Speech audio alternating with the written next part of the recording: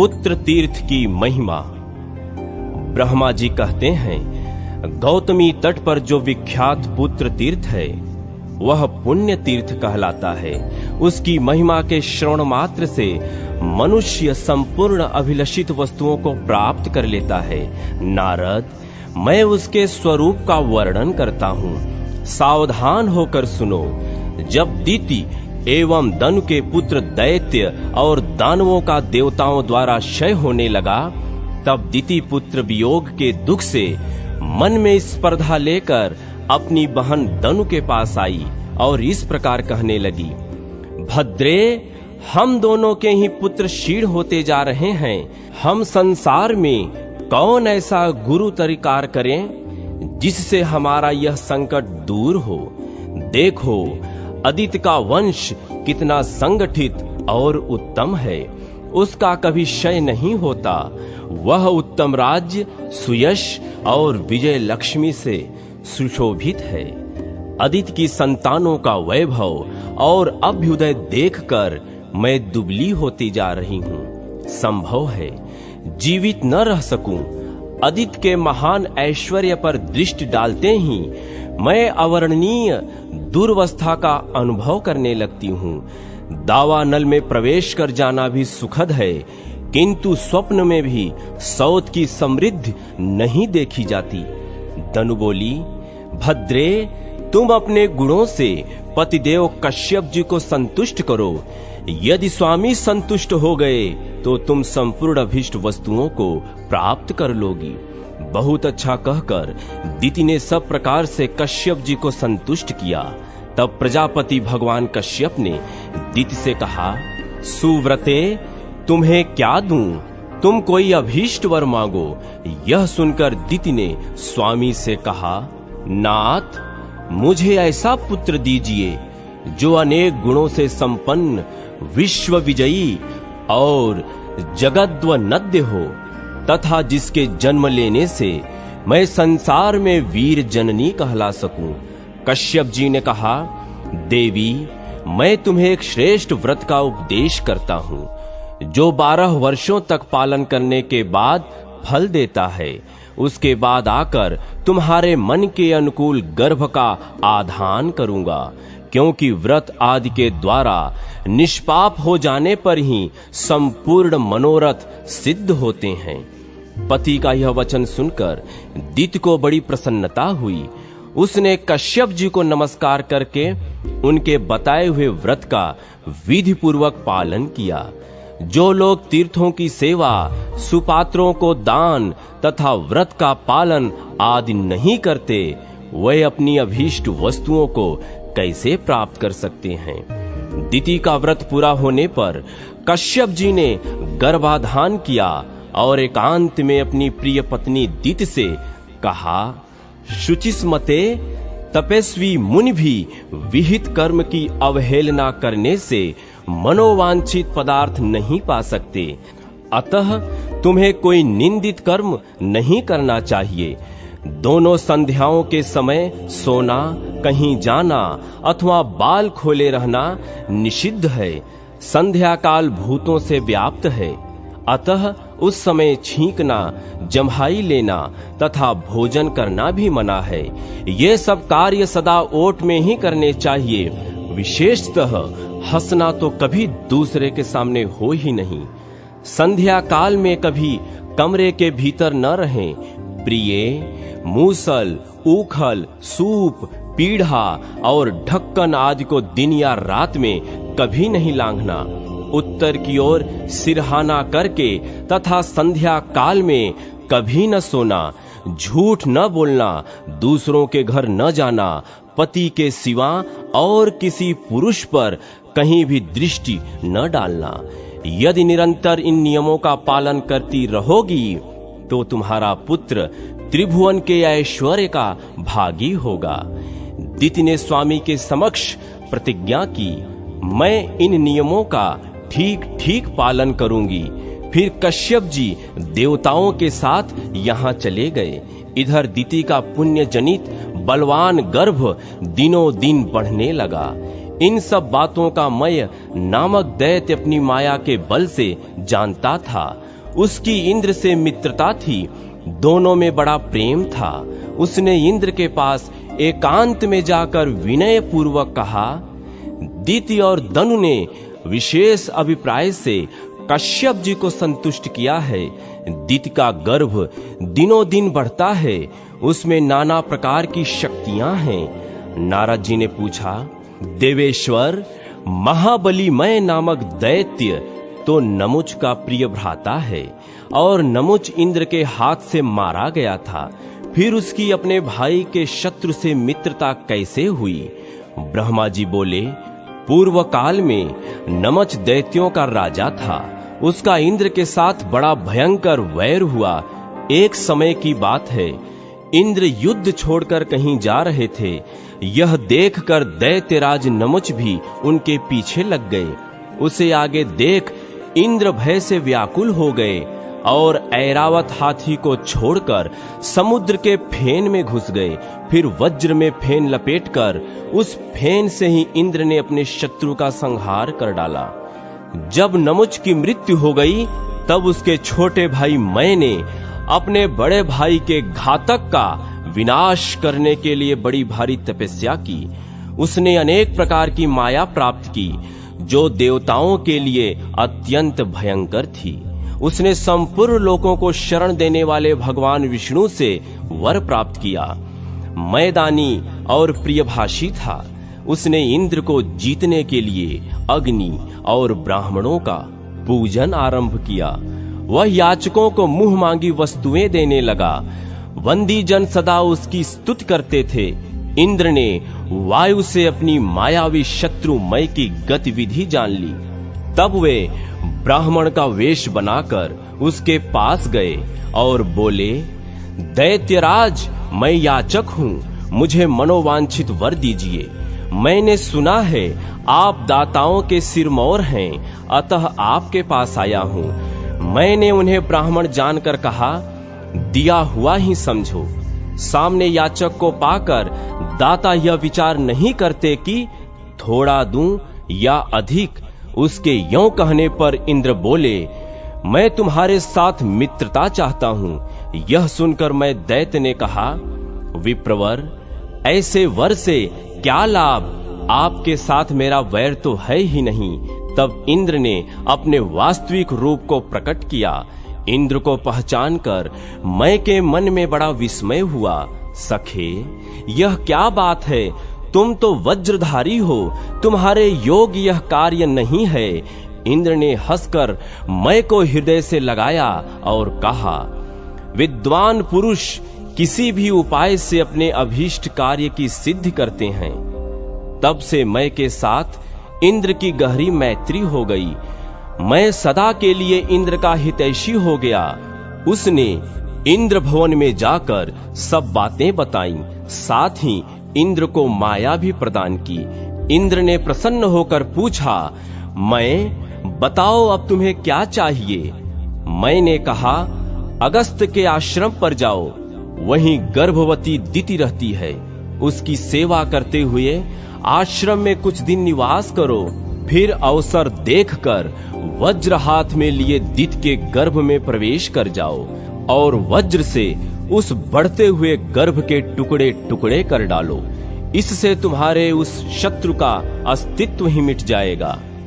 इंद्र ने बहुत अच्छा कहकर मैं की प्रशंसा की और विनीत की भांति माता दिति के पास गए। वहां जाकर दैत्य माता की सेवा में लग गए। उनके मन में क्या है, इस बात को दिति नहीं जानती थी। उनके गर्भ में जो मुनि का अमोघ तेज था, वह किसी के लिए भी दुर्धर्ष था। इंद्र गर्भ के भीतर प्रवेश करने की इच्छा से अवसर की प्रतीक्षा करते हुए बहुत समय तक वहां रहे। एक दिन दिति संध्या काल में उत्तर की ओर सिरहाना करके सो रही। इंद्र ने मन में कहा, यही अच्छा अवसर है। यों कहकर वह वज्र हाथ में ले दिति के उदर में प्रवेश कर गए।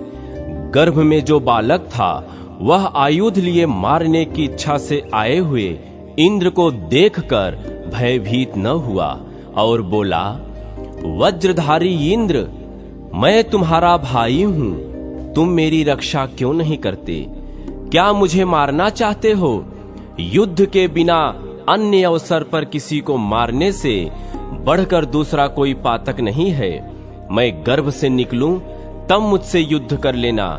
यहां आकर इस प्रकार मारना तुम्हारे लिए उचित नहीं होगा। बड़े लोग विपत्ति में पड़ने पर भी कुमार्ग पर पैर नहीं रखते। मैंने न तो अभी विद्या पढ़ी है, न शस्त्र चलाना सीखा है और न आयुधों का ही संग्रह किया है। तुम विद्वान हो, तुम्हारे हाथ में वज्र शोभा पा रहा है। क्या मुझे मारते समय तुम्हें लज्जा नहीं आती? कुलीन पुरुष कभी भी कुत्सित कर्म नहीं करते। मुझे मारने से तुम्हें क्या मिलेगा? यश अथवा पुण्य, गर्भ में आए हुए प्राणी इच्छानुसार मारे जा सकते हैं, किंतु इसमें कौन सा पुरुषार्थ है? भाई, यदि तुम्हें युद्ध से प्रेम है और मुझसे ही भिड़ना चाहते हो तो निसंदेह चले आओ। यों कहकर वह बालक भी इंद्र की ओर मुक्का तान कर खड़ा हो गया और बोला, इंद्र, मुझे मारने से तुम बालघाती, ब्रह्मघाती तथा विश्वासघाती कहलाओगे। यही तुम्हें फल मिलेगा। फिर किस लिए मुझे मारने को उद्यत हुए? संपूर्ण चराचर जगत जिसकी आज्ञा के अधीन चल रहा हो, वह मुझ जैसे बालक की हत्या करे, इसमें कौन सा यश और क्या पुरुषार्थ है? गर्भ का बालक यों ही कहता रहा, किंतु इंद्र ने अपने वज्र से उस बालक के टुकड़े टुकड़े कर दिए। सच है, क्रोधांध और लोभी मनुष्यों को किसी पर भी दया नहीं आती। इतने पर भी गर्भस्थ बालक की मृत्यु नहीं हुई। सभी टुकड़े जीवित बालकों के रूप में परिणित हो गए और दुख से रोते हुए बोले, क्यों मारते हो? हम तुम्हारे भाई हैं। किंतु इंद्र ने एक न सुनी, उन खंडों के भी टुकड़े टुकड़े कर डाले। वे भी जीवित होकर बोले, इंद्र, हमें न मारो, हम तुम पर विश्वास करते हैं। माता के गर्भ में पड़े हैं और तुम्हारे ही भाई हैं। परंतु कौन सुनता था? जिनकी बुद्धि द्वेष से नष्ट हो गई है, जिनके चित्त में करुणा का एक कण भी नहीं रह जाता, गर्भ के सभी टुकड़े हाथ, पैर तथा नूतन जीव से युक्त हो गए। उनमें किसी प्रकार का विकार नहीं रह गया। उनकी संख्या 1 से बढ़कर 49 हो गई। यह देखकर इंद्र को बड़ा विस्मय हुआ। वे सब के सब रो रहे थे। इंद्र ने उन्हें सांत्वना देते हुए कहा, मां, रुत यानी मत रो। इनके ऐसा कहने से उनका नाम मरुत हो गया। वे गर्भ से ही अत्यंत बलवान और महापराक्रमी हो गए थे। उन्होंने गर्भ के भीतर से ही मुनिवर अगस्त्य को, जिनके आश्रम में माता टिकी हुई थी, पुकार कर कहा, मुने, हमारे पिता आपके भाई हैं। वे आपकी मैत्री का बहुत आदर करते हैं। हम यह भी जानते हैं कि आपके मन में हम लोगों के प्रति बड़ा स्नेह है। तथापि आपके रहते हुए यह वज्रधारी इंद्र ऐसे कार्य में प्रवृत्त हुआ जिसे कोई चांडाल भी नहीं करता। गर्भ के बालकों की वह पुकार सुनकर अगस्त्य मुनि दौड़े हुए आए। उन्होंने दिति को जगाया। वे गर्भ की वेदना से पीड़ित थीं। उस समय अगस्त्य ने अत्यंत कुपित होकर शचीपति इंद्र को शाप दिया, इंद्र, संग्राम में शत्रु तुम्हारी पीठ देखेंगे। दिति ने भी गर्भ में समाये हुए इंद्र को रोष पूर्वक शाप दिया, तूने बच्चों को मारकर कोई पुरुषार्थ नहीं किया है, अतः मैं शाप देती हूं कि तू राज्य से भ्रष्ट हो जाएगा। इसी समय वहां प्रजापति कश्यप जी भी आ पहुंचे। अगस्त्य के मुख से इंद्र की यह कुत्सित चेष्टा सुनकर उन्हें बड़ा दुख हुआ। कश्यप जी ने कहा, बेटा, गर्भ के बाहर निकलो। तुमने यह क्या पाप कर डाला? उत्तम कुल में उत्पन्न पुरुष कभी पाप में मन नहीं लगाते। पिता का आदेश सुनकर वज्रधारी इंद्र गर्भ से बाहर निकले। उस समय लज्जा के मारे उनका मुंह नीचा हो रहा था। वे बोले, पिताजी, जिस साधन से मेरा कल्याण हो वह बताइए, मैं उसे अवश्य करूंगा। तब कश्यप जी लोकपालों के साथ मेरे पास आए और सब बातें बताकर पूछने लगे। दिति के गर्भ की शांति, गर्भस्थ बालकों की इंद्र के साथ मित्रता, उन बालकों की निरोगता, इंद्र की निर्दोषता तथा अगस्त्य के दिए हुए शाप का क्रमशः उद्धार कैसे हो। तब मैंने कश्यप जी से कहा, प्रजापते, तुम वसुओं, लोकपालों अथवा इंद्र को साथ लेकर शीघ्र ही गौतमी नदी के तट पर जाओ और वहां स्नान करके सबके साथ महादेव जी की स्तुति करो। फिर शिव की कृपा से सब कल्याण ही होगा। अच्छा, ऐसा ही करूंगा। यों कहकर कश्यप मुनि गौतमी नदी के तट पर गए और देवेश्वर भगवान शिव की स्तुति करने लगे। समस्त दुखों को दूर करने के लिए दो ही देवता समर्थ बताए गए हैं। एक तो परम पवित्र गौतमी नदी और दूसरे करुणानिधि शिव। कश्यप बोले, देवेश्वर शंकर, मेरी रक्षा कीजिए। लोक वंदित परमेश्वर, मेरी रक्षा कीजिए। सबको पवित्र करने वाले वागीश, मेरी रक्षा कीजिए। सर्पों का आभूषण पहनने वाले शिव, रक्षा कीजिए। धर्म स्वरूप वृषभ पर सवारी करने वाले देवता, रक्षा कीजिए। तीनों वेद जिनके नेत्र हैं, ऐसे भगवान त्रिलोचन, रक्षा कीजिए। गोधर, लक्ष्मीश, रक्षा कीजिए। गज चर्म का वस्त्र धारण करने वाले शर्व, रक्षा कीजिए। त्रिपुरहर, रक्षा कीजिए। अर्धचंद्र से विभूषित नाथ, रक्षा कीजिए। यज्ञेश्वर सोमनाथ, रक्षा कीजिए। मनोवांछित फलों के दाता, रक्षा कीजिए। करुणाधाम, रक्षा कीजिए। मंगल दाता, रक्षा कीजिए। सबकी उत्पत्ति के हेतु भूत परमात्मन, रक्षा कीजिए। पालन करने वाले वासव, रक्षा कीजिए। भास्कर, वित्तेश, रक्षा कीजिए। ब्रह्म वंदित शिव, रक्षा कीजिए। विश्वेश्वर, रक्षा कीजिए। सिद्धेश्वर, रक्षा कीजिए। पूर्ण परमेश्वर, आपको नमस्कार है। करुणा सागर शिव, भयंकर संसार रूपी दुर्गम प्रदेश में विचरने के कारण जिनका चित्त उद्विग्न हो रहा है, ऐसे जीवों के लिए आप ही शरण हैं। इस प्रकार स्तुति करने वाले कश्यप जी के समक्ष भगवान शंकर प्रकट हुए और उनसे वर मांगने के लिए कहा। कश्यप जी ने विनीत होकर भगवान शिव से इंद्र की समस्त चेष्टाओं का विस्तार पूर्वक वर्णन किया। साथ ही यह भी बताया कि मेरे पुत्रों का जो नाश हो रहा है, उनमें परस्पर शत्रुता बढ़ रही है। इंद्र को पाप और शाप की प्राप्ति हुई है। यह सब शांत हो जाए। यह सुनकर भगवान शंकर ने कहा, आपके जो 49 पुत्र मरुद्गण हैं, वे सब सौभाग्यशाली और इंद्र के साथ सदा यज्ञ के भागी होंगे। जिस जिस यज्ञ में इंद्र का भाग होगा, उसमें उनसे भी पहले मरुद्गणों का भाग होगा। इसमें तनिक भी संदेह नहीं है। मरुद्गणों के साथ रहने पर कभी कोई इंद्र को जीत नहीं सकता। फिर तो वे ही सदा विजयी रहेंगे। इतना कहकर शंकर जी ने मुनिश्रेष्ठ अगस्त से कहा, मुने, तुम शचीपति इंद्र पर क्रोध न करो।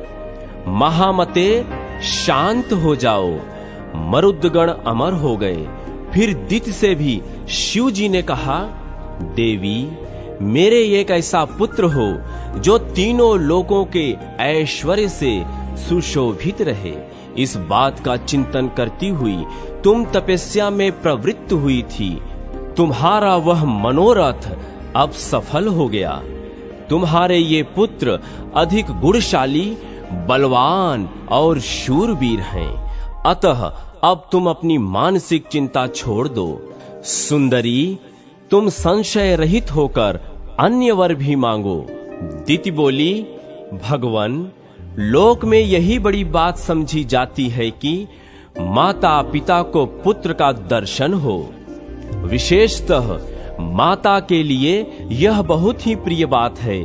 इसमें भी रूप, संपत्ति, शौर्य और पराक्रम से संपन्न एक भी पुत्र हो तो बड़े भाग्य की बात है।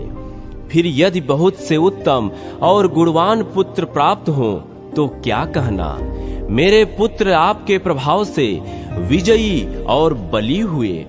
वे वास्तव में इंद्र के भाई और प्रजापति के पुत्र हैं। देव, जहां अगस्त्य और गौतमी गंगा के प्रसाद के साथ साथ आपका भी प्रसाद प्राप्त हो, वहां शुभ होने में क्या संदेह है। यद्यपि मैं कृतार्थ हो गई, तथापि भक्ति पूर्वक आपसे कुछ निवेदन करती हूँ। देव, मेरी बात सुने और संसार का कल्याण करें। देववंद्य, संतान की प्राप्ति संसार में दुर्लभ है। विशेषतः माता के लिए पुत्र का होना और भी प्रिय है। पुत्र भी यदि गुणवान, धनवान और आयुष्मान हो तब तो कहना ही क्या। इहलोक और परलोक में उत्तम फल की इच्छा रखने वाले सभी प्राणियों को गुणवान पुत्र की प्राप्ति सदा ही अभीष्ट है। अतः यहाँ स्नान करने से इस दुर्लभ फल की प्राप्ति हो सके, ऐसा अनुग्रह कीजिए। भगवान शंकर बोले, निःसंतान होना बहुत बड़े पाप का फल है। स्त्री या पुरुष कोई भी यदि निःसंतान हो तो यहाँ स्नान करने मात्र से उसके इस दोष का नाश हो जाता है। जो इस स्तोत्र का पाठ करेगा उसे यहाँ स्नान करने का फल प्राप्त होगा। जो 3 मास तक यहाँ स्नान और दान करता है उसे पुत्र की प्राप्ति होती है। पुत्रहीन स्त्री यहाँ स्नान करके पुत्र पा सकती है।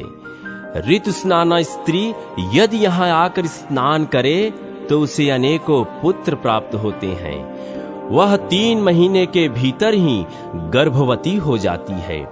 जो पितृ दोष से तथा धन अपहरण करने के दोष से पुत्र लाभ से वंचित हैं, उनके लिए यह गौतमी नदी परम उद्धार का कारण है। यहाँ पितरों को पिंडदान देने, तर्पण करने तथा कुछ स्वर्ण दान करने से निश्चय ही पुत्र होता है। जो धरोहर हड़प लेते हैं, रत्नों की चोरी करते तथा पितरों का श्राद्ध कर्म छोड़ देते हैं, उनके वंश की वृद्धि नहीं होती। जो पाप करके उसका प्रायश्चित किए बिना ही मर जाते हैं, उन सब की यही गति होती है। जो तीर्थों का सेवन करते हुए जीवन व्यतीत करते हैं, उन्हें श्रेष्ठ संतान की प्राप्ति होती है।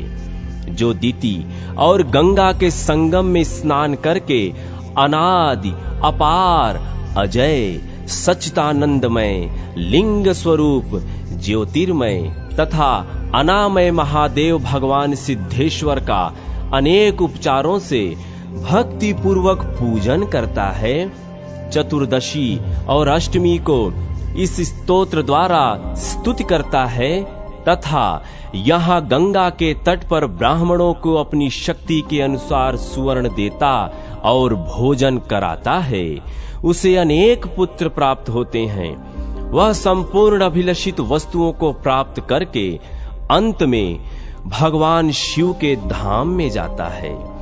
जो इस स्तोत्र के द्वारा कहीं भी मेरी 6 महीने स्तुति करता है, उसे पुत्र प्राप्त होता है। यदि उसकी स्त्री वंध्या हो तो भी वह निसंदेह पुत्रवती होती है। तब से उस तीर्थ का नाम पुत्र तीर्थ हो गया। वहां स्नान दान आदि करने से समस्त कामनाओं की पूर्ति होती है। मरुद्गणों के साथ मैत्री होने के कारण उसे मित्र तीर्थ भी कहते हैं। यहाँ स्नान करने से इंद्र निष्पाप हुए थे, इसलिए वह इंद्र तीर्थ या शक्र तीर्थ भी कहलाता है। जहाँ इंद्र को अपनी खोई हुई लक्ष्मी प्राप्त हुई, वह कमला तीर्थ कहलाया। ये सब तीर्थ समस्त अभीष्ट पदार्थों को देने वाले हैं। भगवान शिव यह कहकर कि यहाँ सब कामनाएं पूर्ण होंगी, अंतर्धान हो गए और कश्यप आदि सब लोग कृत्य होकर जैसे आए थे वैसे ही लौट गए।